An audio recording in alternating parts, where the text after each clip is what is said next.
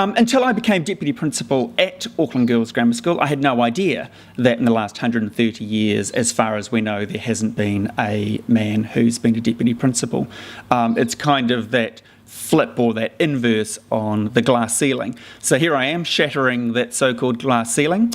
What I think for me is really interesting is being the man sitting in this matriarchal society that is Auckland Girls Grammar School, is to gain a whole new appreciation of the way that normative assumptions have been flipped on its head. And so we see, by and large, women in leadership roles taking risks, who are in charge of their own lives, their own learning, and I get the opportunity to stand behind them and watch them flourish. 18 months ago, Nairi Ashmore took over the helm of the school, and in that time, I think there's been a real shift in owning the fact that every girl at this school has the opportunity to be who she wants to be.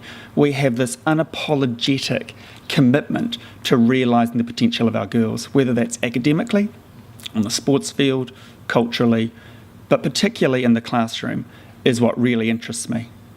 We have seen unbelievable shift in student achievement over the last couple of years. Our level 1 pass rates have gone from 78% and now at 90%. Our level 2 enjoyed an 84 to 94% return, and our level 3 students went from 68 and now are at 80%. But on top of that, we're not just seeing the girls realising their NCA level 1, 2 and 3 results, they're also now performing at the highest level of academic achievement. I think people locally have no idea of the hidden gem that's sitting at the bottom of Ponsonby.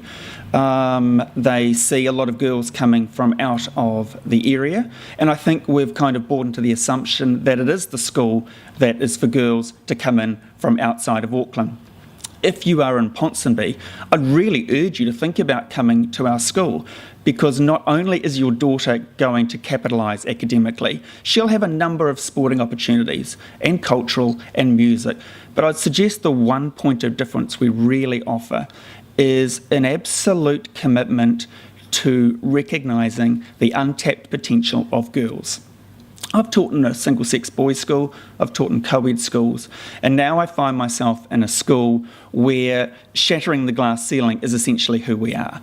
We are unashamed about the fact that we are overtly feminist. We are challenging normative assumptions that silence our girls in co-ed classrooms and then sadly in society. We believe that by nurturing their leadership potential, they are in fact well placed to take their rightful role as a leader in tomorrow's emerging global society. I think our great hope is that when our girls leave our school as graduates, they are, as we say, equipped for the world.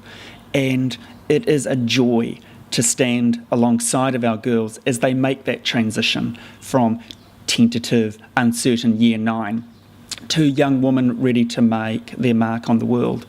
As a teacher, as a leader, it is everything to know that our girls have the maximum opportunities to perform, and it's so gratifying to know that they are. I walked into Auckland Girls Grammar School 2007, Friday afternoon, 3 o'clock for an interview, and I was hit by an avalanche of noise, of energy and excitement. And over the last 10 years, it has been wonderful seeing that that energy, that vibrancy, that sense of community is indeed the heart of Auckland Girls Grammar School. And I have been very lucky with the schools that I have taught in.